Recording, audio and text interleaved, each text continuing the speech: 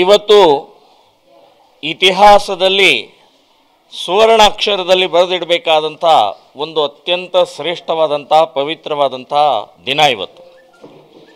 500 ವರ್ಷದ ಸುದೀರ್ಘ ಹೋರಾಟದ ನಂತರ ಒಂದು ಫಲ ಸಿಕ್ಕಿದೆ. ರಾಮನ ಪುನಃ ಬಾಲರಾಮನ ಮೂರ್ತಿ ಪ್ರತಿಷ್ಠಾಪನೆ ಆಗಿದೆ. ನಾವು ಇಲ್ಲಿವರೆಗೆ ಕಟ್ಟುವೆವು ರಾಮ ಮಂದಿರ ಕಟ್ಟುವೆವು ಅಂತ ಹೇಳ್ತಿದ್ವಿ. ಈಗೆಲ್ಲ ಕಡೆಗೆ ಕಟ್ಟಿದೆವು ರಾಮ ಮಂದಿರ ಕಟ್ಟಿದೆವು ಅಂತನ್ನುವಂಥ ಘೋಷಣೆ ಪ್ರಾರಂಭ ಆಗಿದೆ.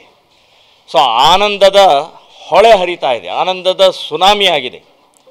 ಇಡೀ ದೇಶದಲ್ಲಿ ಇವತ್ತು ಅಯೋಧ್ಯ ಆಗಿದೆ. ಬರೀ ಉತ್ತರ ಪ್ರದೇಶದ ಅಲ್ಲಿಯ ಅಯೋಧ್ಯ ಮಾತ್ರ ಅಲ್ಲ, ಅಲ್ಲಿಯ ವೈಭವ, ಅಲ್ಲಿಯ ಆನಂದ ಇವತ್ತು ಇಡೀ ದೇಶದಲ್ಲಿ ಪ್ರತಿಯೊಂದು ಗ್ರಾಮಗಳಲ್ಲಿ ಅತ್ಯಂತ ಶ್ರೇಷ್ಠವಾದಂಥ ವಾತಾವರಣ ಇದ್ದಿದೆ, ಆನಂದ ಆಗಿದೆ.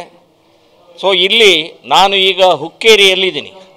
ಬೆಳಗ್ಗೆ ಹಾರೋಗೇರಿ, ರಾಯಭಾಗ ಒಂದು 4-5 ಹಳ್ಳಿಗಳಲ್ಲಿ ಪ್ರವಾಸ ಆಯಿತು. ಪ್ರತಿಯೊಂದು ಗ್ರಾಮದಲ್ಲೂ ಕೂಡ ಯಾವುದೇ ರೀತಿಯ ಜಾತಿ ಪಕ್ಷ ಭೇದ ಬಿಟ್ಟು ಒಟ್ಟಿಗೆ ಸೇರಿ ಜೈ ಶ್ರೀರಾಮ್ ಅಂತನ್ನುವಂಥ ಒಂದು ಏಕತೆಯ ಮಂತ್ರವನ್ನು ಹೇಳ್ತಾ ಇರೋದು ನೋಡಿದರೆ ರಾಮ ನಮ್ಮನ್ನೆಲ್ಲರನ್ನೂ ಒಟ್ಟುಗೂಡಿಸಿದ, ನಮ್ಮ ಎಲ್ಲ ಭೇದಗಳನ್ನು ದೂರ ಮಾಡಿದ.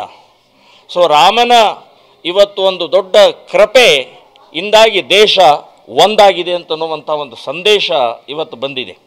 ಸೊ ಆ ಹಿನ್ನೆಲೆಯಲ್ಲಿ ಹುಕ್ಕೇರಿಯಲ್ಲಿ ಈಗಾಗಲೇ ತಾರಕ ಹೋಮ ಆಯಿತು, ರಾಮ ತಾರಕ ಹೋಮ ಆಯಿತು. ಆಮೇಲೆ ಅನ್ನಪ್ರಸಾದ ಆಯಿತು.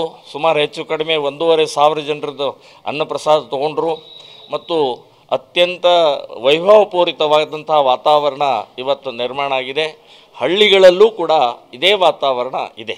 ಸೊ ಶೋಭಾಯಾತ್ರೆಗೆ ಪರ್ಮಿಷನ್ ಕೊಟ್ಟಿಲ್ಲ ಸರ್ ನಮ್ಮ ಬೆಳಗಾವಿ ಡಿಸ್ಟ್ರಿಕ್ಟಲ್ಲಿ. ಶೋಭಾಯಾತ್ರೆ ನಾವು ಮಾಡೋ ಅವಶ್ಯಕತೆಯಲ್ಲಿ ನಾವು ಭಜನೆ ಮಾಡ್ತಾ ಹೋಗ್ತಾ ಇದ್ದೀವಿ ಅಷ್ಟೇ. ಶೋಭಾಯಾತ್ರೆ ಅಂತನ್ನುವಂಥದ್ದು ಏನಿಲ್ಲೇ ಇಲ್ಲ. ಸೊ ಭಜನೆ ಮಾಡಿಕೊಂಡು ಒಂದು ರೌಂಡ್ ಹೋಗಿ ಬರುವಂಥದ್ದು ಪ್ರಕ್ರಿಯೆ ಇದೆ. ಈಗಾಗಲೇ ಹಾರೋಗೇರಿಯಲ್ಲಿ ನಾವು ಮಾಡಿದ್ದೀವಿ. ಸೊ ಏನಿಲ್ಲ, ಯಾವುದೇ ರೀತಿಯ ಅಡ್ಡಿ ಆತಂಕಗಳು. ಇದು ಸುಮ್ಮನೆ ಅಡ್ಡಿಪಡಿಸಿದರೆ ಇನ್ನಷ್ಟು ವಿರೋಧ ಆಗುತ್ತೆ ಅಷ್ಟೇ, ಇನ್ನಷ್ಟು ತೊಂದರೆ ಆಗುತ್ತೆ.